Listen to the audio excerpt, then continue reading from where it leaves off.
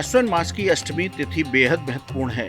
इस तिथि को पितरों की पूजा के साथ संतान की दीर्घायु और खुशहाली के लिए जितिया व्रत किया जाता है। इस व्रत को जीवित पुत्र का व्रत भी कहा जाता है। यह व्रत महिलाएं करती हैं।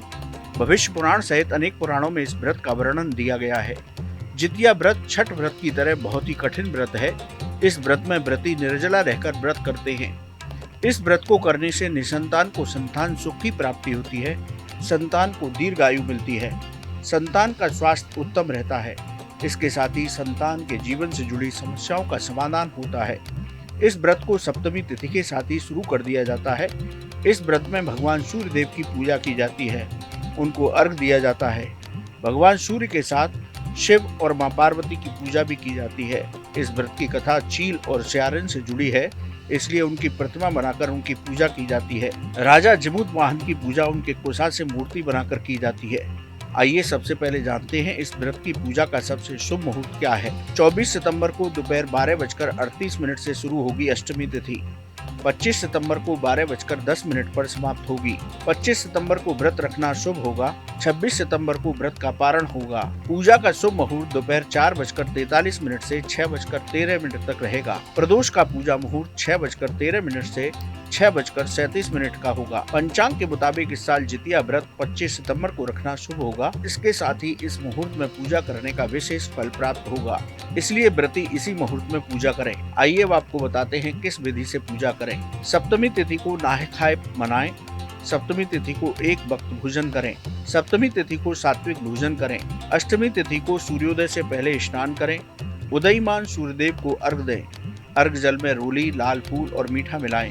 पूरे दिन निर्जला व्रत करें। शाम के समय विधि पूर्वक पूजा करें। उत्तर दिशा में एक चौकी बिछाएं। चौकी पर लाल वस्त्र बिछाएं।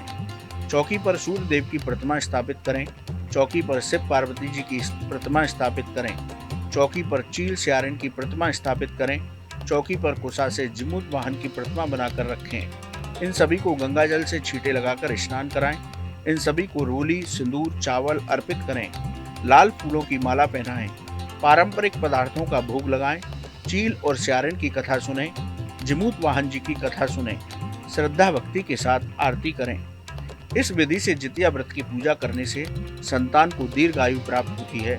संतान से जुड़ी हर समस्या का निराकरण होता है। आइए जानते हैं इस व्रत के दौरान क्या गलतियां नहीं करनी चाहिए। व्रत के दौरान क्रोध करने से बचें। व्रत के दौरान परिवार में कलेश न करें। व्रत के दौरान तामसिक भोजन न करें। इस व्रत में झूठ नहीं बोलना चाहिए और बिस्तर पर नहीं सोना चाहिए। इन बातों का ध्यान रखते हुए जो महिलाएं व्रत रखती हैं उन्हें व्रत का पूरा फल प्राप्त होता है। इसके साथ ही सूर्यदेव की कृपा से संतान को दीर्घायु प्राप्त होती है। संतान का जीवन निरोगी रहता है। संतान से जुड़ी हर समस्या का समाधान हो जाता है। आप विधि विधान के साथ जितिया व्रत कीजिए और पाइए संतान की दीर्घायु का वरदान। कैसी लगी आपको हमारी ये जानकारी, हमें कमेंट बॉक्स में जरूर बताएं। बाकी धर्म कर्म से जुड़ी तमाम जानकारी के लिए सब्सक्राइब कीजिए हमारा डिजिटल चैनल और देखते रहिए न्यूज नेशन स्तुति।